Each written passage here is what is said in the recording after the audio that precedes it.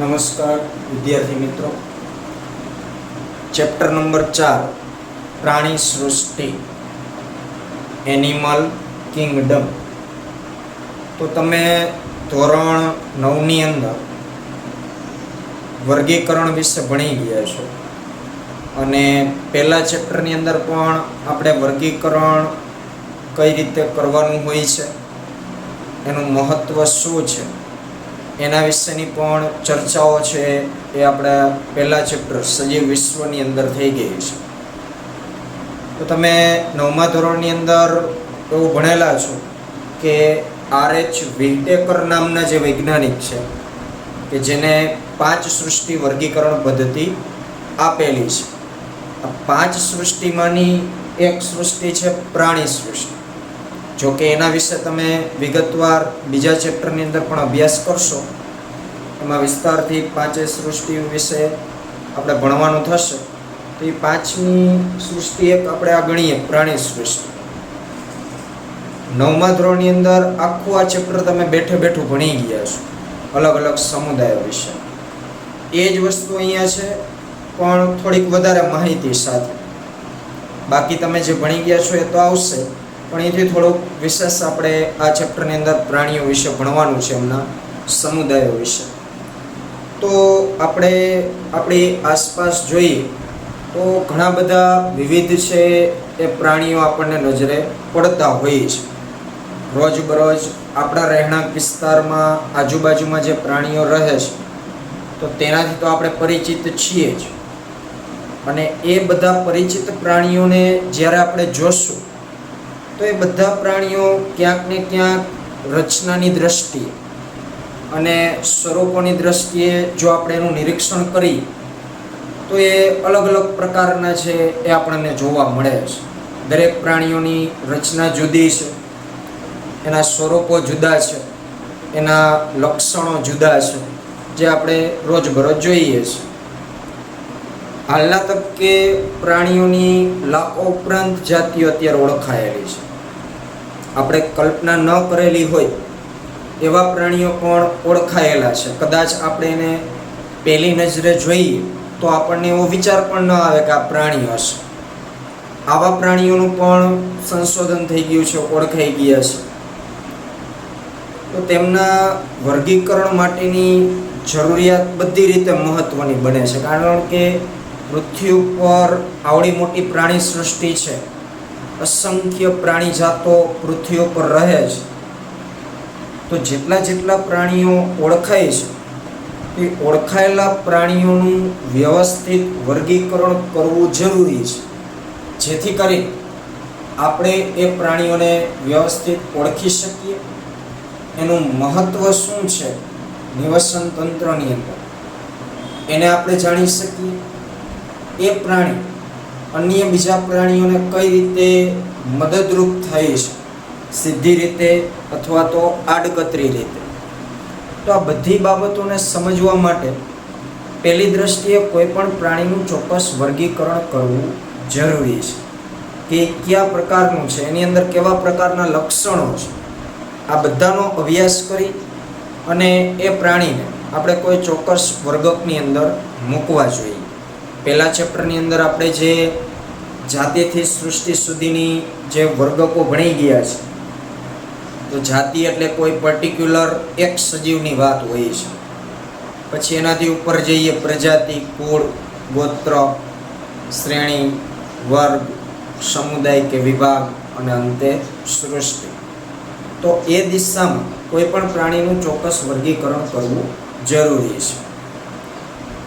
તો વર્ગીકરણ એ કોઈ પણ નવી ઓળખાયેલી જાતિઓ હોય, વર્તમાન સમયમાં કોઈ જાતિ નવી શોધાય છે તો નવી ઓળખાયેલી જાતિઓને યોગ્ય સ્થાને મૂકવા માટે ફાયદારૂપ છે કે નવા પ્રકારની જાતિમાં કેવા લક્ષણો છે એને આપણે ધ્યાનમાં લઈ અને વર્તમાન સમયના કયા સમુદાયમાં એ બંધ બેસે છે. માની લો કે કોઈ નવી ઓળખાયેલી જાતિ છે પેટે ઢસડાઈને ચાલતી હોય તો તરત આપણને વિચાર આવશે કે આને આપણે સરીસૃપ વર્ગની અંદર મૂકી શકીએ.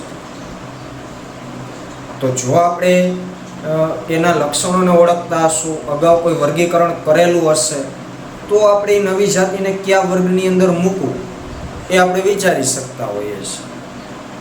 તો એવા અમુક લક્ષણોને સૌ પ્રથમ આપણે કે જે વર્ગીકરણના આધાર સ્તંભો છે એને આપણે ચર્ચામાં લેશું. તો પહેલો મુદ્દો છે વર્ગીકરણના આધાર.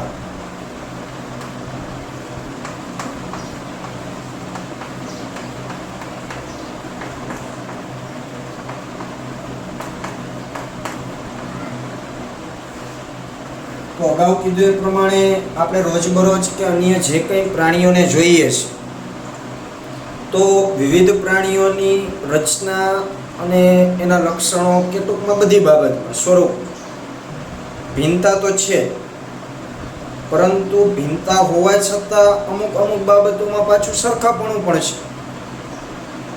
તો આ જે સરખાપણું ભિન્નતાઓ જે છે લક્ષણ, તો આવા કોમન લક્ષણોને આપણે સમજવાના છે.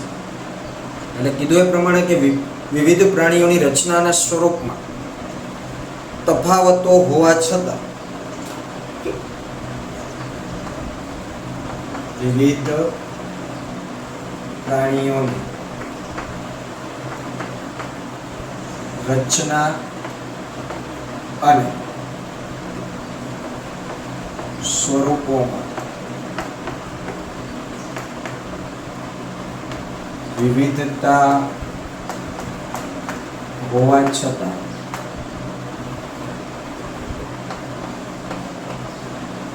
કઈ બાબતમાં સરખાપણું છે? તો કોષોની ગોઠવણી,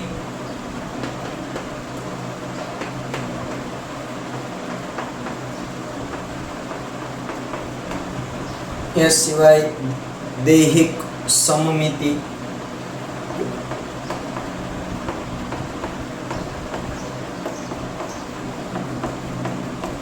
એ સિવાય બીજા લક્ષણોની વાત કરીએ તો દેહ કોષ્ઠની પ્રકૃતિ,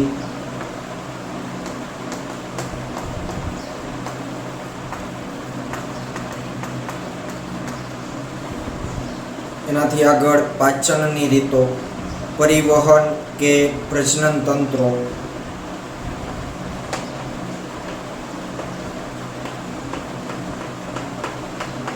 પરિવહન કે પ્રજનન તંત્ર. તો આવી બધી બાબતમાં પાયાના લક્ષણો એ સ્વતંત્ર સજીવોના સંબંધમાં એકરૂપ પણ છે. તંત્રો જેવા પાયાના લક્ષણો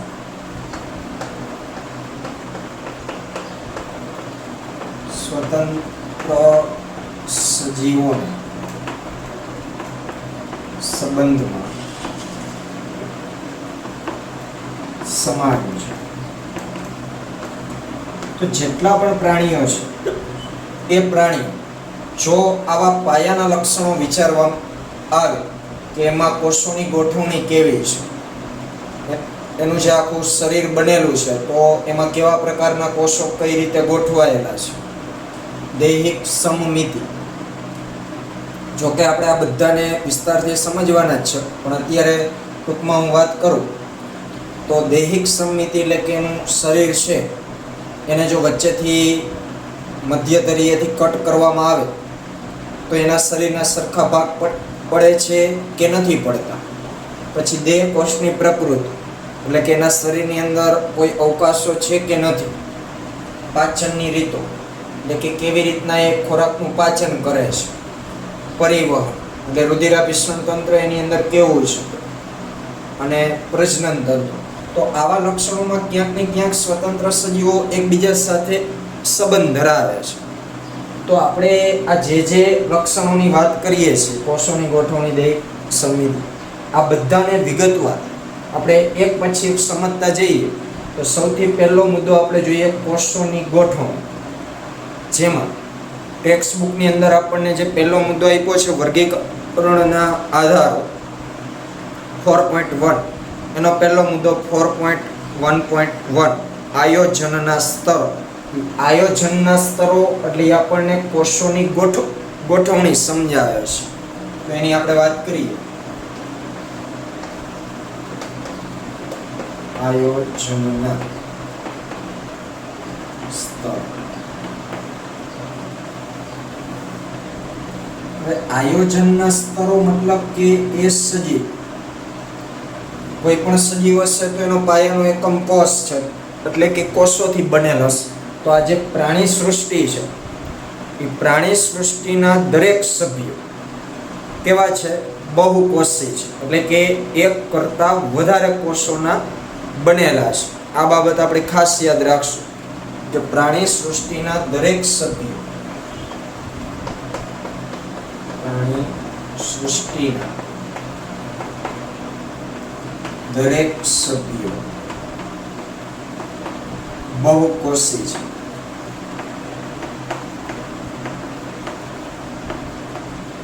એટલે જેટલા પ્રાણી સૃષ્ટિની અંદર સજીવોનો સમાવેશ થશે, આ બધા જ સજીવોનું શરીર એક કરતા વધારે કોષોનું બનેલું છે. સામાન્ય રીતે એકકોષી સજીવો અને બહુકોષી સજીવો આવું આપણે નામ આપતા હોય, જેમ કે અમીબા, પેરામીશિયમ, તો આ બધા એકકોષી સજીવો છે કે જેના શરીર માત્ર ને માત્ર એક જ કોષના બનેલા છે. પરંતુ પ્રાણી સૃષ્ટિની અંદર જે સજીવોનો સમાવેશ કરેલો છે એ બધા કેવા છે? બહુકોષી છે, એટલે કે એનું શરીર હજારો, લાખો, અબજો કોષોનું બનેલું હશે. એટલે સામાન્ય બહુકોષીની વ્યાખ્યા આપણે આ રીતે બોલી શકીએ કે એક કરતા વધારે કોષોનું જેનું શરીર બનેલું હોય એને બહુકોષી કહેવાય. તો પ્રાણી સૃષ્ટિના દરેક સભ્યો કેવા છે? બહુકોષી છે. તો બહુકોષી છે એટલે એની અંદર કોષો તો અસંખ્ય છે, હજારો, લાખો, અબજો કોષો છે. હવે આ કોષો કેવી રીતના આયોજન પામેલા છે, જેના આધારે 4 પ્રકારના સ્તર બને છે, એને આપણે અહીંયા સમજવાના છે. આયોજનના સ્તરો મતલબ કે કોષો ભેગા મળીને એના શરીરનું જે આયોજન રચે છે, જે આયોજન બનાવે છે, તો એ કેવા પ્રકારનું છે? તો 4 પ્રકારના આયોજનો છે જેને આપણે વારાફરતી સમજવાના છે.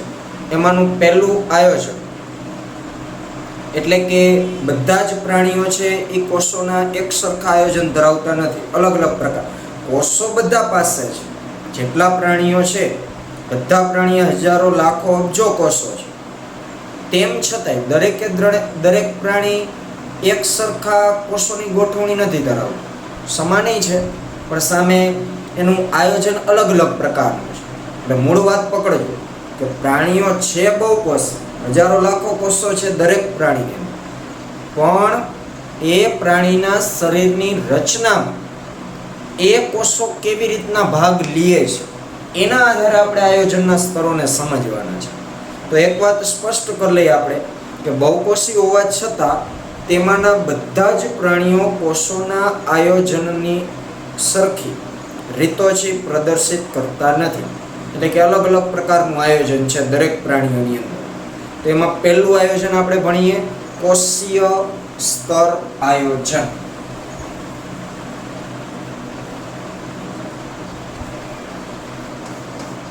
આયોજનના સ્તરમાં પહેલું આયોજન સ્તર કોષીય સ્તર આયોજન.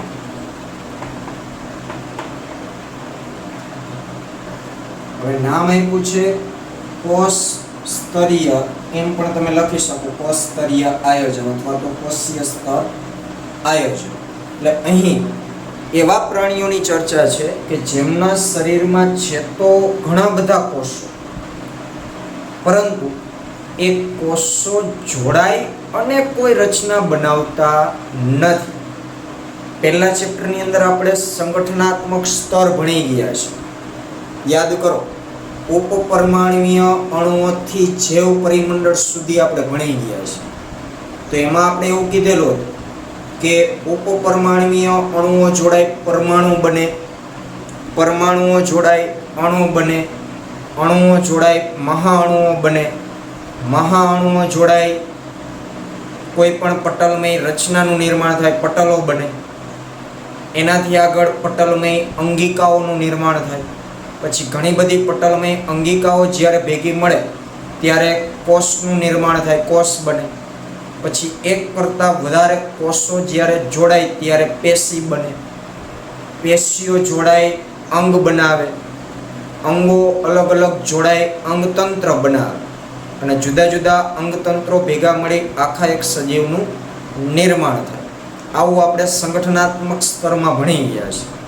તો એ વસ્તુ આપણને યાદ હોવી જરૂરી છે જ્યારે આપણે આયોજનના સ્તરની વાત કરતા હોય ત્યારે. તો પહેલું સ્તર આપણે કીધું છે કોષીય સ્તર આયોજન. એટલે આ અતિશય નિમ્ન કક્ષાની વાત છે. એટલે કે અહીં આપણે એવા પ્રાણીઓનો સમાવેશ કરવાનો છે કે જે માત્ર ને માત્ર એમનું શરીર છૂટા છવાયા કોષો જ ધરાવે છે. કોષો જોડાય અને કોઈ રચના એમના શરીરની અંદર બનેલી હોતી નથી. ઉદાહરણ તરીકે લઈએ તો સચ્છિદ્ર સમુદાય.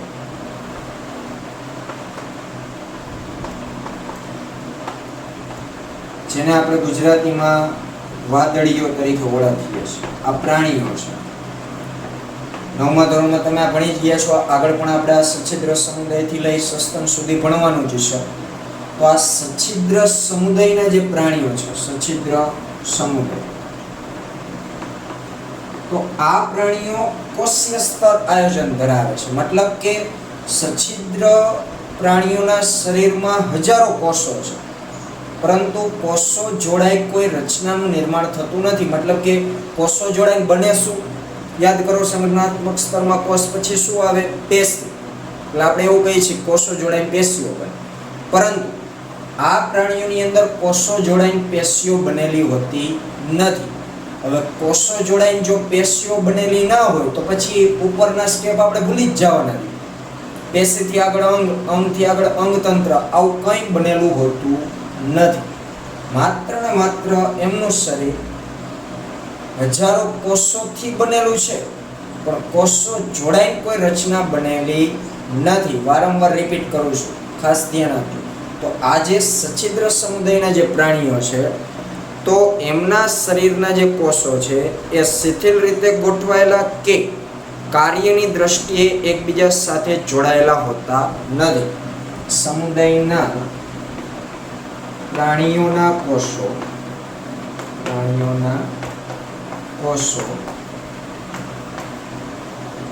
શિથિલ રીતે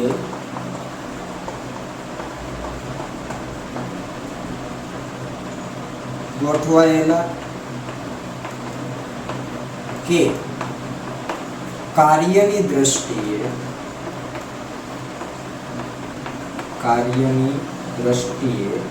જોડાયેલા હોતા નથી.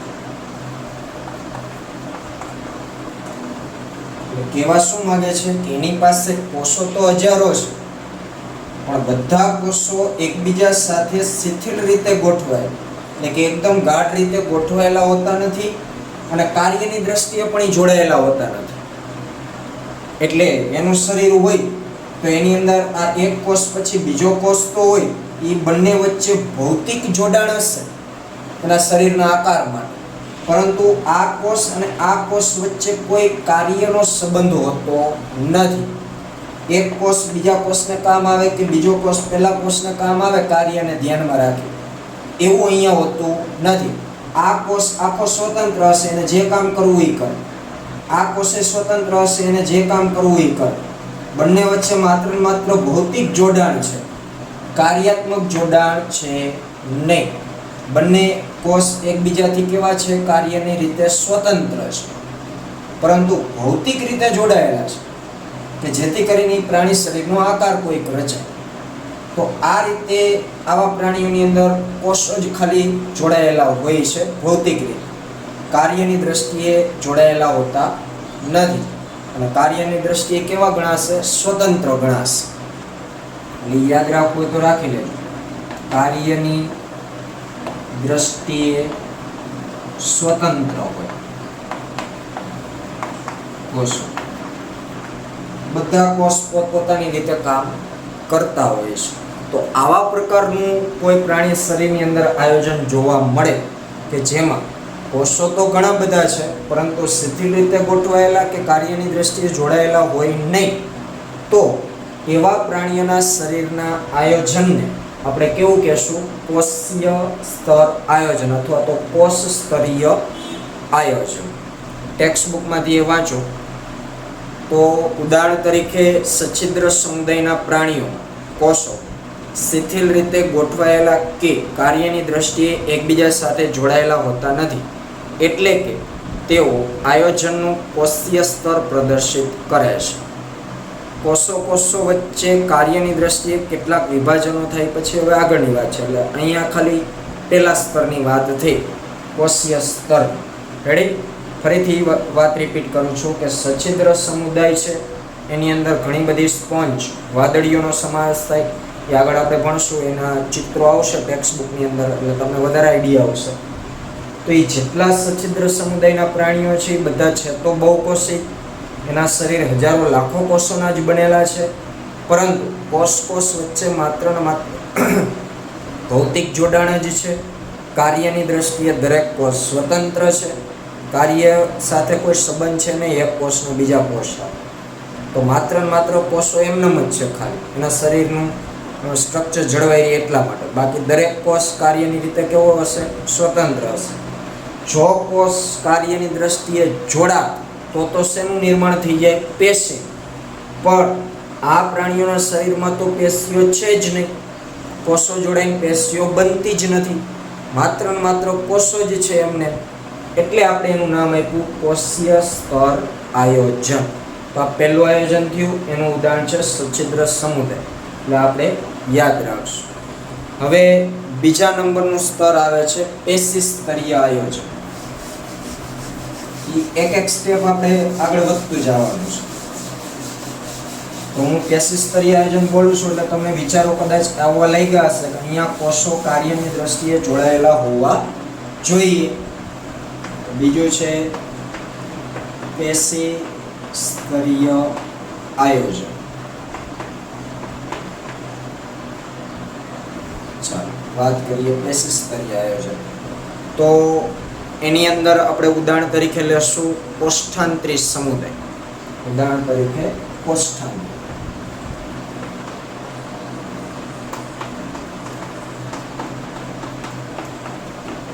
સછિદ્ર સમુદાય પછીનો સમુદાય છે. આપણે એ પાછા ભણવાના પણ થશે બધા સમુદાયો લાઈનમાં છે. તો આ કોષ્ઠાંતરી સમુદાયના જે પ્રાણીઓ છે એ પ્રાણીઓ પણ બહુકોષી જ છે. એની અંદર પણ હજારો લાખો અબજો કોષો આવેલા છે. પરંતુ અહીંયાથી પેલું આપણે ભણ્યા સછિદ્ર એના કરતાં થોડુંક સારું આયોજન છે. એટલે કે કોષો કાર્યની રીતે જોડાઈને કંઈક બનાવે છે. કંઈક બનાવે છે મતલબ શું બનશે? પેશી બનશે. તો જ્યારે કોષો વચ્ચે કાર્યની દ્રષ્ટિએ કેટલાક વિભાજનો થાય છે તો કોષ્ઠાંતરીઓમાં કોષોની ગોઠવણી વધુ જટિલ છે. હવે શું થશે કે કાર્યની વહેંચણી કરવા માટે કોષો વચ્ચે છે એ વિભાજનો થતા હોય છે. કોષો વચ્ચે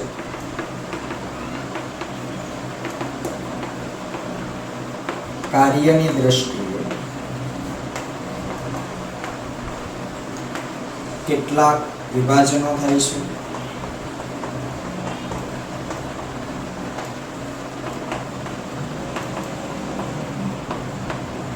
એટલે કે આપણે બધા જાણીએ છીએ કે એક કોષમાંથી બે કોષ, બે માંથી ચાર, આ રીતે વિભાજનો થતા હોય અને કોષોની સંખ્યામાં વધારો થતો હોય. આપણે પહેલા ચેપ્ટરમાં વૃદ્ધિમાં ભણી ગયા છીએ. તો હવે આ કોષ્ઠાંતરી સમુદાયના કોઈ પ્રાણીનું ગર્ભ હશે તો એ ગર્ભમાં સતત કોષ વિભાજનો થવાથી અસંખ્ય નવા કોષોનું સર્જન થતું હશે. હવે જેટલા કોષો બને છે એ બધા કોષો કાર્યને અનુરૂપ વહેંચાતા હોય છે. એટલે એક્ઝામ્પલ તરીકે માની લઈએ કે આપણી પાસે 100 કોષ છે ટોટલ. 100 કોષમાંથી 20-20ના અથવા તો 25-25ના આપણે એવું માની લઈએ તો 25-25ના 4 જૂથ બને. તો આ લાઈન વાંચો. કોષો વચ્ચે કાર્યની દ્રષ્ટિએ કેટલાક વિભાજનો થાય છે. પહેલા 100 કોષ ભેગા જ હતા અને આ 100 કોષ એ કોઈ એક કોષમાંથી જ બન્યા છે, વિભાજનો પામી. એકમાંથી બે, બેમાંથી ચાર એમ કરતા 100 બન્યા. હવે 100 કોષો ભેગા મળીને મીટિંગ કરે કે આપણે કેવા કેવા કામ કરવા છે, કેવું આગળ આયોજન કરવું છે. પછી બધાએ વિચાર લીધું કે આપણે 4 અલગ અલગ કંઈક કામ કરવા છે, તો એને 4 જૂથ બનાવ્યું. પછી આ પહેલા 25 નક્કી કર્યું કે અમે આ કામ કરશું XYZ પર, બીજા 25 નક્કી કર્યું કે અમે આ કામ કરશું, એવી રીતના ત્રીજા ચોથા જૂથે. એટલે શું થયું, આ 25 કોઈ એક સમાન કાર્ય કરવા માટે ભેગા થયા. એવી જ રીતના આ 25 કોષો કોઈ એક સમાન કાર્ય કરવા માટે ભેગા થયા. તો આપણે પેશીની ઓલરેડી વ્યાખ્યા આપણે એ જ રીતે આપતા હોઈએ છીએ કે સમાન કાર્ય કરતા કોષોનો સમૂહ એટલે પેશી. તો આ 25 જોડાય અને જે રચના બનશે એ કોઈ એક પેશી બનશે. એવી રીતના આ 25 જોડાઈને કોઈ એક રચના બનશે, પેશી હશે, આ પેશી હશે, પેશી હશે. આપણે 7મા ચેપ્ટરમાં પ્રાણી પેશીઓ વિશે ભણી ગયા 4 પ્રકાર. ત્યારે જ આપણે પેશીની વ્યાખ્યા આપેલી હતી કે સમાન કાર્ય અને સમાન ઉત્પત્તિ ધરાવતા કોષોના સમૂહથી બનતી રચના એટલે પેશી. તો અહીં સમાન કાર્ય ધરાવતા કોષો ભેગા મળી પેશી બનાવે છે, વિભાજનો થાય છે. તેથી સમાન કાર્ય કરતા કોષો ભેગા મળીને પેશીઓ બનાવે છે.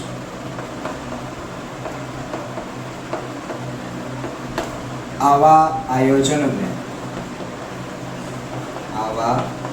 આયોજનને પેશી સ્તરીય આયોજન કહે છે.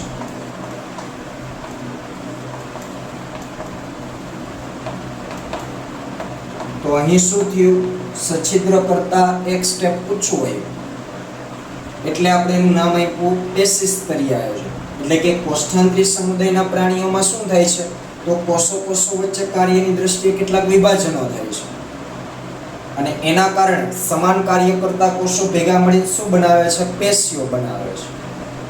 તો આ પ્રાણીઓની અંદર પેશીઓનું નિર્માણ થાય છે અને પેશીઓની હાજરી જોવા મળે છે. એટલે આપણે એ આયોજનને પેશી સ્તરીય આયોજન કહીએ છીએ. પરંતુ આનાથી આગળ એટલે કે પેશીઓ જોડાઈને શું બને, અંગ બને. પરંતુ આ પ્રાણીઓની અંદર તો માત્ર ને માત્ર પેશી સ્તરીય આયોજન જ છે. એટલે એનો મતલબ એવો થયો કે કોષ્ઠાંતિક પ્રાણીઓની અંદર પેશીઓ જોડાઈને અંગ બનતા નથી. હવે અંગ ન બનતા હોય તો પછી અંગતંત્ર વિચારવાનું જ ના આવે, કારણ કે અંગ હોય તો અંગતંત્ર બને. પણ અહીં તો માત્ર ને માત્ર કેવું આયોજન છે, પેશી સ્તરીય આયોજન છે. એટલે કે આ પ્રાણીઓની અંદર સછિદ્ર કરતા એક સ્ટેપ ઊંચું છે, પેશી સ્તરીય આયોજન જોવા મળે છે. પરંતુ અંગ સ્તરીય આયોજન આની અંદર હશે નહીં. એ હવે પછીનું સ્ટેપ આવશે કે જે એનાથી ઉચ્ચ કક્ષાના પ્રાણીઓ છે. અહીં આપણે ઉચ્ચ કક્ષાના પ્રાણીઓ ધીમે ધીમે આગળ લેતા જઈશું. સછિદ્ર કરતા કોષ્ઠાંતરી ઉચ્ચ કક્ષાના છે. હવે કોષ્ઠાંતરીથી આગળ આપણે જે ભણશું એનાથી ઉચ્ચ કક્ષાના છે. તો આ વાત થઈ પેશી સ્તરીય આયોજનની, કે જેમાં માત્ર ને માત્ર કોષો જોડાઈને પેશીઓ બને છે, પરંતુ અંગ કે અંગતંત્રની હાજરી હોતી નથી. તો આવા આયોજનને આપણે પેશી સ્તરીય આયોજન કહીએ છીએ. આ વાત થઈ પેશી સ્તરીય આયોજન. ત્યાર પછી હવે ત્રીજા નંબરનું જે આયોજન છે અંગ સ્તરીય આયોજન, એ આપણે આગળના લેક્ચરમાં ચર્ચા કરીશું.